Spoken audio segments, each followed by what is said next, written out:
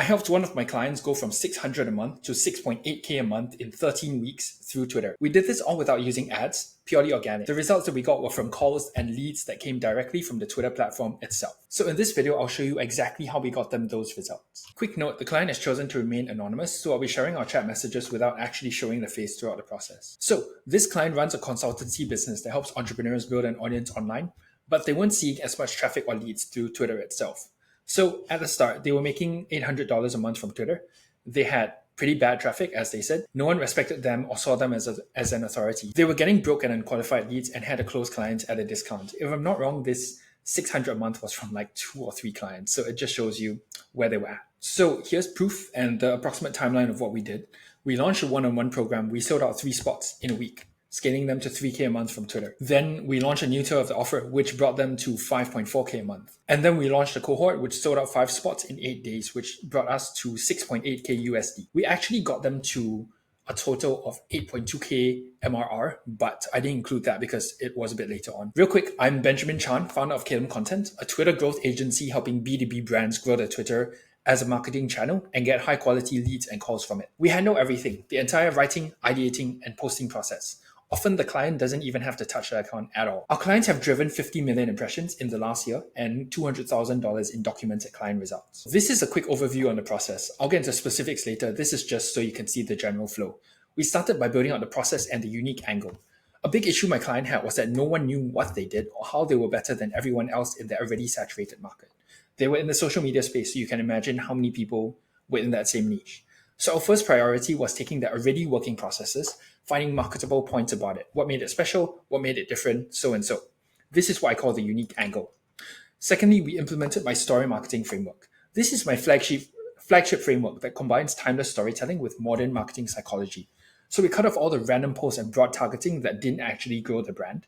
So the only people who saw their posts were qualified, interested people. Then we also shared case studies and client transformations to highlight our processes to show that their stuff works and how their stuff works. Then lastly, we drove traffic towards the offer. Now that they were getting far better reach, qualified leads reaching out, all we needed to do was channel that traffic somewhere. So we did a week-long launch campaign on Twitter by sharing in-depth breakdowns of readers' pain points and how we could solve them. This sold out 3 out of 3 spots in a week. We did multiple offer launches after that, each one selling out, adding about 1 to 3K MRR. Here's each step individually, starting with building out the process and the unique angle. The biggest issue my client had was that no one knew what they did or how they were better than everyone else in the already saturated market. It was like a big red ocean, bloodbath, so and so. I like to think of branding and signing clients like a race. There are only 2 ways to win. You can become the best, which in hyper-saturated markets is essentially impossible because let's just take social media, for example. My client would have been going up against people like Mr. Beast, people like Tai Lopez, people like Iman Gaji, which was just, no offense to them, not possible. Alternatively, you could start your own race and become the best at it, which is what we did. So our first priority was already taking the working processes and finding marketable points around it. What made it special? What made it different? Just to show people how it was different. Then we did a deep dive around the brand, their coming up process, their stories, their philosophies, their operations, their procedures, just so we could once again find out what was unique, what was special, and market that. My client had a very strong focus in storytelling, but because there were multiple people dominating the storytelling market, we renamed the system World Building and crafted our message around why it was different and why it was better. For example, storytelling tells your narrative, but world building builds a narrative around the reader. When there's a higher what's in it for me, they can't help but get sucked in. So we basically showed, this is you, this is us, and here's why we're better. For example, something like this. Mastering the world building model turns followers into customers who open their wallets not because they're buying a product, but they're investing in the story they've already become part of. So what this did to the reader, to their audience, was show them that we had something unique, something special, a new way of doing things. And therefore, it got them interested and it allowed them to slowly, over time, buy into the system. Essentially, we used an us versus them approach. Another thing we did was attribute all the wins to the system, in this case, world building. We started to get people reaching out to get to know more about the system and how we could help. For example, this client win by world building, client win, world building. Next was organic launches. At this point, we had people interested in our process, in our unique system, and our work. We were growing at about 400 followers a month at this point. All we needed to do was put out an offer. Funny enough, at this time, I actually encouraged my client to triple their prices, which they were skeptical about, but they did, and it turned out to be one of the best moves they could make, as you'll learn about later. We launched the offer on X with a simple post telling the audience that they had open spots. No like big flashy campaign, nothing. Because at this point, we had explained what made the process different. We had expanded on the process in depth through content, and we had established them as an authority. People were already lurking, already ready to buy. So with that simple post, we sold out the offer in less than a week, adding 3,000 MRR in our first month working together. The launch that drove 10K in revenue. I wanted to push the audience further, so we ideated and planned a lower ticket cohort. So here's our marketing strategy. Here's an example of the post if you're interested. The ICP were younger audiences who wanted to build an audience online, but often couldn't afford to pay 5 figures for a big goal or didn't have a process to get to the goal. We analyzed the competitors. We realized that everyone else in the market was only selling high-ticket one-on-one services or extremely low quality and low-ticket digital products. So essentially, there was a gap in the market for like a done-with-you one-to-many cohort. And that's what we did. So here's how we marketed it. On pre-launch week, 1 week before, we hyped up the client plus the results plus their story. We essentially stole the dream. We showed what's possible. And then after that, during launch week, we went more of a analytical route where we broke down the biggest pain points that our ideal client had experienced and explained in depth how to solve it. We gave insights up front and the audience resonated and they bought. Essentially, we shared the process of how it worked. Reason why I say gave insights and not gave value is because the way I market is to share the what and why, but not exactly the how. We share what the method is, why it's important, but semi-gatekeep how to actually implement it because that's what people pay for. Needless to say, the launch was successful. And funny enough, the client actually used the money earned to take a nice week-long vacation in Paris, which was one of their dream holiday destinations. And honestly, yeah, I'm super proud that I was able to help them get there.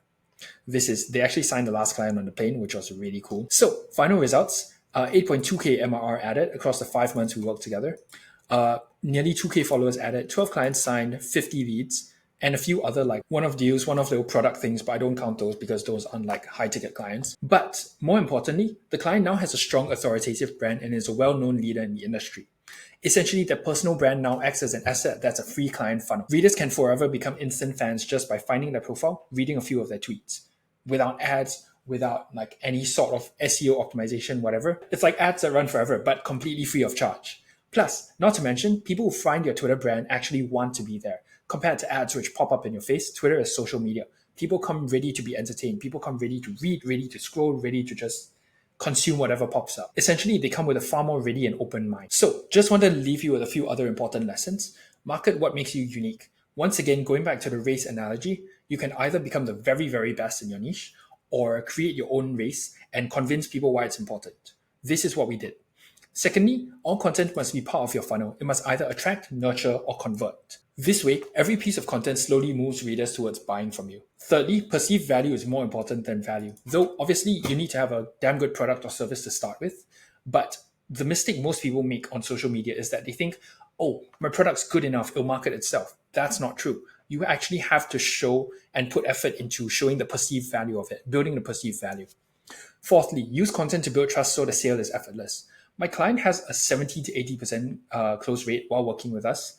And this is because their content built trust before the call, and therefore show rate was higher, close rate was higher, because people already knew what my client stood for. People already knew what they were like, and they already decided to work with them before we even hopped on the call. So here's how this exact strategy will work for you. Firstly, drive a qualified pinpointer audience to your top of funnel.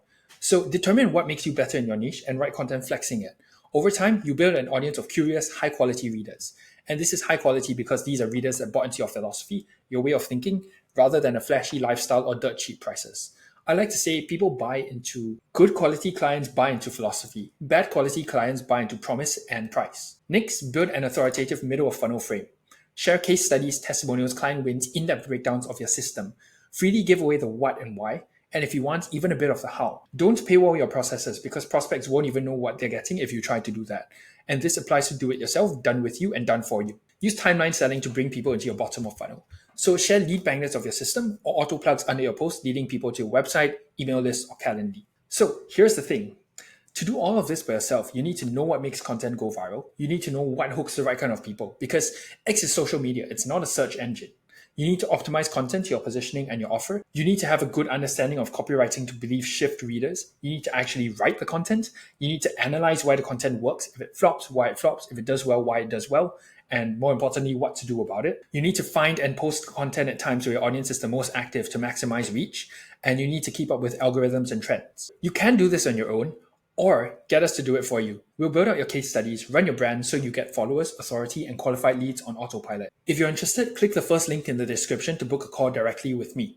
We'll go over where you're currently at with your Twitter brand, whether building on Twitter is relevant for your business, and if it is, what it will take to move forward. Though, note, this is only for established businesses with proven offers and case studies. If you're just starting out and you'd still like to work with me, you could just DM me at itsmebenchan on Twitter. We'll discuss in DMs. Otherwise, subscribe to the channel because I'll be uploading more in-depth videos about how we grow our clients on Twitter. And if you want to see the funnel system I described here and how it works for Twitter, click this video over here and it'll send you there. Have a good rest of your day. Bye.